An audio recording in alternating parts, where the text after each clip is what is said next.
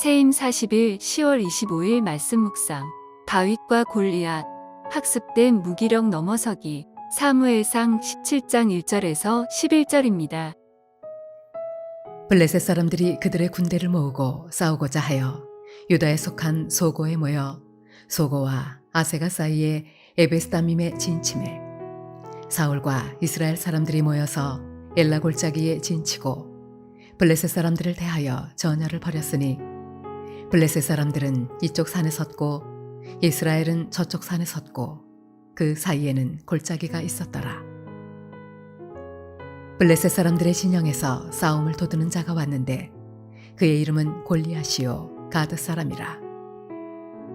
그의 키는 6규빗 한 뼘이요 머리에는 노투구를 썼고 몸에는 비늘 갑옷을 입었으니 그 갑옷의 무게가 놋 5,000세겔이며 그의 다리에는 놋 각반을 쳤고 어깨 사이에는 놋 단창을 메었으니 그 창자루는 배틀채 같고 창날은 철 600세겔이며 방패든 자가 앞서 행하더라. 그가 서서 이스라엘 군대를 향하여 외쳐 이르되 너희가 어찌하여 나와서 전열을 벌였느냐? 나는 블레셋 사람이 아니며 너희는 사울의 신복이 아니냐? 너희는 한 사람을 택하여 내게로 내려보내라. 그가 나와 싸워서 나를 죽이면 우리가 너희의 종이 되겠고 만일 내가 이겨 그를 죽이면 너희가 우리의 종이 되어 우리를 섬길 것이니라. 그 블레셋 사람이 또 이르되 내가 오늘 이스라엘의 군대를 모욕하였으니 사람을 보내어 나와 더불어 싸우게 하라 한지라. 사울과 온 이스라엘이 블레셋 사람의 이 말을 듣고 놀라 크게 두려워하니라. 심리학 그 용어 중에서 학습된 무기력이라는 말이 있습니다. 학습된 무기력인데 웬 그 학습이 됐다는 말일까요? 이 말은 쉽게 이야기해서 그 누군가에게 고통과 고난이 찾아왔을 때 그 고난을 이겨내려고 무던히도 노력을 했지만 결국은 아무것도 개선되지 않고 계속해서 고통스러운 상황이 이어지는 그런 경우가 있지 않습니까? 아무것도 변하지 않고 계속해서 힘든 상황이 이루어질 때가 있는데 그런 상황을 이제 반복적으로 경험하다 보면 나중에는 힘든 일을 만났을 때 고통과 고난을 벗어나려고 시도조차 하지 않는 그렇게 포기해버리는 그런 현상을 의미합니다. 그냥 자포자기 상태가 돼버리는 겁니다. 그래서 그 미국의 심리학자 마틴 셀리그만이라는 사람이 그 동물을 대상으로 연구를 시작을 했습니다. 개에게 약간의 전기 충격을 주는 방법을 사용해서 연구를 했는데요. 개를 이제 세 집단으로 나누고 실험을 합니다. 그래서 첫 번째 집단에게는 전기 충격을 주는데 전기 충격 왔을 때 개들이 그 코로 어떤 버튼을 누르면 전기가 멈춰지도록 설정을 했고 두 번째 집단 그 개들한테는 전기 충격이 왔을 때 코로 버튼을 눌러도 전기가 멈추지 않도록 설정을 해놨고 심지어 그 개들을 이제 묶어놨습니다. 그러니까 그 개들은 계속 전기 충격을 이제 받아야만 했습니다. 그리고 마지막 세 번째 집단 그 개들에게는 전기 충격을 주지 않고 그냥 가만히 놔뒀습니다. 이렇게 설정을 해두고 이제 몇 시간 동안 실험을 계속 했습니다. 그리고 이제 몇 시간이 지난 후에 이번에 이제 두 번째 실험을 이어서 합니다. 그래서 이번에는 세 집단의 개들에게 똑같이 전기 충격을 줬고 대신에 이번에는 아무런 장치도 하지 않았습니다. 다만 개들은 전기 충격이 왔을 때 옆에 있는 담을 넘어서 도망가기만 하면 전기 충격을 다 피할 수가 있게 된 거죠. 개들은 모두 자유로운 상태였고 담은 높지 않았고 넘을 만한 담이었습니다. 그런데 이제 신기한 일이 일어납니다. 전기 충격이 왔을 때 버튼을 코로 눌러서 전기를 멈출 수 있게 설정해놨던 그 첫 번째 집단 개들은 두 번째 실험에서도 전기 충격을 당하자 이번에는 담을 넘어서 뛰쳐나갔습니다. 또한 아무런 전기 충격을 경험하지 못했던 그 세 번째 집단 개들도 두 번째 실험에서 전기 충격을 당하니까 처음엔 놀랬지만 황급히 담을 넘어서 이제 달아났습니다. 그런데 첫 번째 실험에서 전기 충격을 받았을 때 코로 눌러도 전기가 멈추지 않고 몸도 묶여 있어서 전기를 견뎌야 했던 그 두 번째 집단 개들은 이번에 전기 충격을 받았는데도 이상하게 다른 반응을 했던 겁니다. 분명 전기 충격을 받았는데 다른 집단의 개들처럼 담을 넘어서 도망가지도 않았고 오히려 그 자리에 가만히 있어서 전기 충격을 받고 있는 거예요. 이제 깜짝깜짝 놀라서 계속 당하고 있는 겁니다.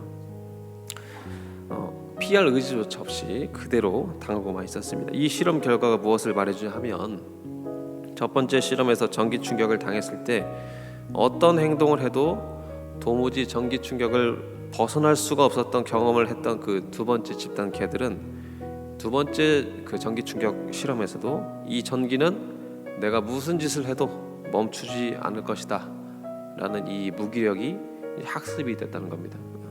그래서 이런 현상을 이제 학습된 무기력이라고 합니다. 또 다른 예도 있습니다. 그 서커스단의 코끼리 이야기도 이와 비슷한 현상을 잘 보여주고 있습니다. 처음에 서커스단에 아기 코끼리를 잡아오면 큰 쇠사슬을 발목에다 메고 튼튼한 말뚝에다 땅을 묶어서 이제 이 어린 코끼리가 벗어나지 못하게 만드는 겁니다. 그런데 코끼리가 처음에는 어리기 때문에 아무리 발버둥 쳐도 이제 벗어날 수가 없어요. 그런데 어느 날 이제 계속해서 자라다 보면 성체 코끼리가 되는데 이 성체 코끼리가 됐을 때도 오히려 이번에는 발목에다가 아주 얇은 줄로 묶어놓고 그냥 나무 막대기에다 땅에다 탁 꽂아놔도 이 성체 코끼리가 도망가지 않고 그 자리에 있다는 겁니다. 왜냐하면은 어릴 적에 아무리 발버둥 쳐도 이 밧줄을 끊고 도망갈 수 없었다는 것이 이제 학습이 됐기 때문에 그냥 그 자리에 있게 되는 것이죠. 이게 참 신기한 일입니다. 이런 일들은 우리의 삶에서도 어렵지 않게 이제 볼 수가 있는 현상입니다. 반복된 실패를 거듭하게 되면 어느 순간 나는 안 되나 보다. 어차피 난 실패하기 뻔하니까 그냥 포기해야겠다와 같은 생각을 누구나 할 수가 있습니다. 이렇게 계속해서 실패되고 나는 못한다 하는 게 이제 학습된 무기력이라는 겁니다. 그런데 왜 학습된 무기력이 위험하냐 하면은 보통 때 같았으면 충분히 해결할 수 있는 일들도 과거의 그 실패 경험에 빠져가지고 너무 쉽게 포기하거나 낙담하게 될 수 있기 때문입니다. 신앙생활에서도 이런 일은 충분히 일어날 수가 있습니다. 오늘 함께 읽었던 성경에서도 학습된 무기력과 관련된 이야기가 나오고 있습니다. 17장에 보면 블레셋은 이스라엘을 이제 일방적으로 침략하고 있습니다. 전쟁을 벌인 것이죠.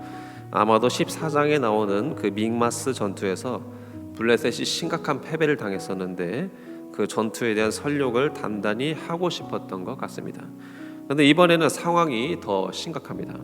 블레셋 진영에는 그 골리앗이라는 장수가 있었는데 키가 3m가 넘는 그 괴물과 같은 거인이 앞에 참여했기 때문이죠. 그는 이스라엘 진영 앞에 나와서 이스라엘을 욕하면서 조롱했는데 그 기간이 무려 이제 40일이나 이어졌습니다. 그런데도 이스라엘 군사들은 모두 골리앗을 보고 겁에 질려서 아무것도 못하고 그저 두려워하고만 있는 모습을 보여주고 있습니다. 사울 왕도 마찬가지였습니다. 그런데 이게 곰곰이 생각해 보면 조금 이상하기도 합니다.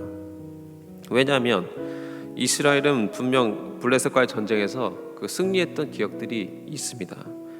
도무지 이겨낼 수 없는 적이 아니라 싸워볼 만한 상대라는 것을 알고 있어요. 싸워서 승리했던 적이 있습니다. 그런데 왜 이렇게 겁을 먹고 있는 걸까요? 이건 단지 골리앗 한 사람 때문만은 아닌 것 같습니다. 사실 이스라엘과 블레셋 전쟁은 어제 오늘 일이 아닙니다. 이미 사사시대부터 블레셋은 이스라엘을 반복적으로 괴롭히고 있었던 적이었습니다. 사사 그 삼갈이란 사사와 삼손이 블레셋에 대항해서 이스라엘을 구원한 적도 있습니다. 그런데 그 블레셋의 괴롭힘은 계속되었고 사울 왕의 시대까지 계속해서 악연이 이어지고 있었던 겁니다. 물론 하나님의 도우심으로 블레셋과의 전쟁을 승리하기도 했지만 결국에는 또다시 침략하는 블레셋은 분명 이스라엘에게 두려운 존재입니다. 게다가 삼손 시대 이전에는 블레셋에게 그 40년 동안이나 침략 지배를 당해본 적이 있었기 때문에 그 기억이 쉽사리 잊혀지지 않습니다. 그러니까 이스라엘에게 있어서 블레셋의 반복된 침공은 물리쳐도 계속되는 반복된 이 침공은 이스라엘을 점점 학습된 무기력이 생기도록 이제 만들고 있는 거죠. 이스라엘 군사들이 블레셋은 계속해서 우리를 괴롭힐 거야라는 생각을 했을지도 모르지만 한 가지 명확한 건 이스라엘이 현재 블레셋을 두려워하고 있다는 겁니다.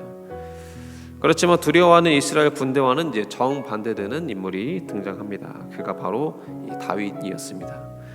다윗은 비록 군사도 아니었고 집에 있다가 아버지의 심부름을 위해서 전쟁터에 온 그 소년이었지만 담대하게 사울 왕에게 이렇게 말합니다. 우리 다 같이 32절 말씀 앞에 보고 읽어보겠습니다. 함께 읽겠습니다. 다윗이 사울에게 말하되 그로 말미암아 사람이 낙담하지 말 것이라 주의 종이 가서 저 블레셋 사람과 싸우리다 하니.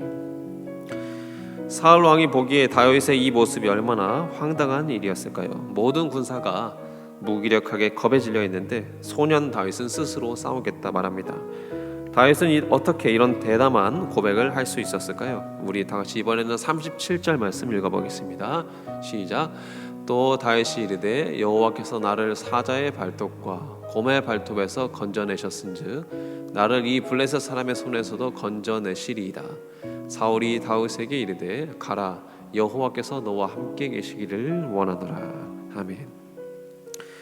다윗은 양을 치면서 사자와 곰의 발톱에서 목숨을 건질 수 있었습니다. 아무리 돌팔매질을 잘한다 해도 사자와 곰을 쫓아낼 수 있었던 비결은 따로 있었던 것이죠. 그것은 바로 하나님의 도움이 없었다면 맹수로부터 살아남을 수 없었다는 이 사실을 다윗은 분명히 알고 있었던 겁니다. 그리고 다윗은 이 기억들을 다시 한번 생각했습니다. 그렇기에 맹수와 같은 골리앗에게도 하나님께서 건져주실 것이라 확신하고 있었습니다. 결국 학습된 무기력을 극복하는 방법은 하나님께서 여태까지 베풀어 주신 은총을 다시 한번 기억하고 또 기대하는 것입니다. 다윗이 사자와 곰에게서 자신을 지켜주셨던 하나님을 기억했던 것과 같습니다. 전기 충격을 받은 개들이 버튼을 누르면 전기 충격이 멈춘다는 기억을 의지해서 위기를 극복했던 것과 같은 이치입니다. 근데 이 반대가 그 이스라엘 민족들입니다. 이집트에서 구원해 주셨던 하나님을 잊었고 만나를 주셨던 하나님을 잊었고 홍해 바다를 건너게 하셨던 그 놀라운 은총을 잊습니다. 그리고 단지 현실에서 힘든 것만 토로합니다. 그리고 하나님을 돌아섭니다. 이것이 얼마나 미련한 일입니까? 물론 신앙생활은 그리 단순하게 생각할 수 없을 수도 있습니다. 그러나 우리가 확실히 기억해야 할 것이 있습니다. 우리 모두는 전부 하나님께 놀라운 은총을 경험하기도 했고 기도에 응답하지 않으시는 냉정하게 느껴지는 하나님을 경험하기도 했을 겁니다. 그렇지만 무기력한 신앙 경험보다는 오히려 선하신 하나님께서 우리에게 베풀어 줬던 그 은총과 사랑을 날마다 기억하면서 살아간다면 더욱 놀라운 하나님의 손길을 또한 기대할 수가 있을 것입니다. 우리를 거절하지 않으시고 날마다 새롭게 이루시는 하나님의 놀라운 계획을 믿고 또 신뢰하며 그 모든 하나님을 바라보며 오늘 하루를 살아가는 우리 모두가 되기를 소망합니다.